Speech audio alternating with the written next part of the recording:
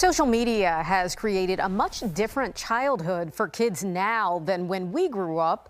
Studies show teens spend as much as 9 hours a day on social media, and research shows alarming effects it's having on teenage girls. In a special report, 10 News anchor Rachel Lucas is working for you to talk to teens and local experts about if social media is doing more harm than good.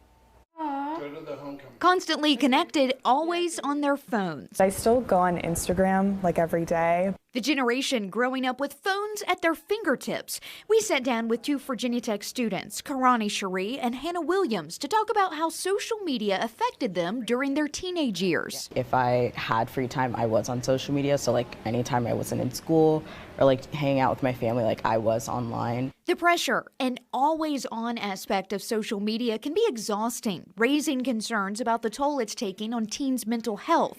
Sarah Herrig, a local counselor, says she sees it every day. Being a teenager right now is really, really hard. Herrig says while social media can be a positive outlet for teens, it can just as easily have the opposite effect.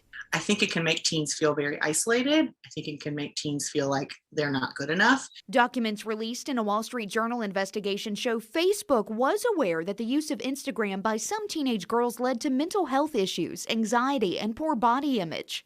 We talked to an expert in the subject, Virginia Tech professor Jimmy Ivory. He says the issue is complicated, but the research is clear. We do know that there's a pretty strong correlation, an observed correlation, between heavier social media use and body image dissatisfaction, especially among young women. Social media can prompt unfair comparisons of oneself to an unrealistic image. The rise of social media and smartphone technology really go hand in hand. We all now have high-quality cameras on our smartphone, perfect for taking photos of every aspect of our life, and of course, selfies. But with so many photos of ourselves, it's easy to point out the imperfections that make us all human.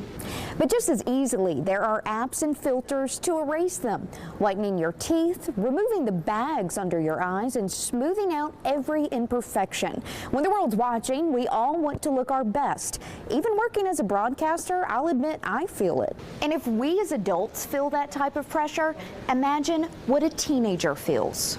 Are we even really getting a real picture of what real life looks like as a teenager?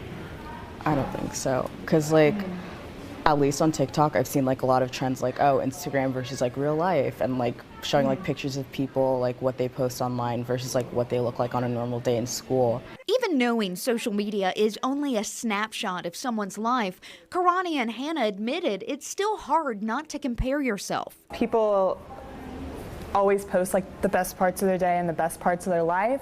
Sometimes that'll make me feel like, oh, why am I not like out, doing whatever? Why am I like just sitting at home? Study after study shows the negative impact social media can have on a teenager. But Professor Ivory says there's not a clear solution. If there's an answer, it's probably not in regulation. It's either going to be in responsible corporate behavior, a change in culture about the way we present ourselves online, or consumer pressure. Personally, I think we often like to see beautiful imagery, whether it's genuine or not, so this problem is probably here to stay. For now, leaving education about the platforms up to parents as teenagers navigate growing up online. I'm Rachel Lucas, 10 News, working for you.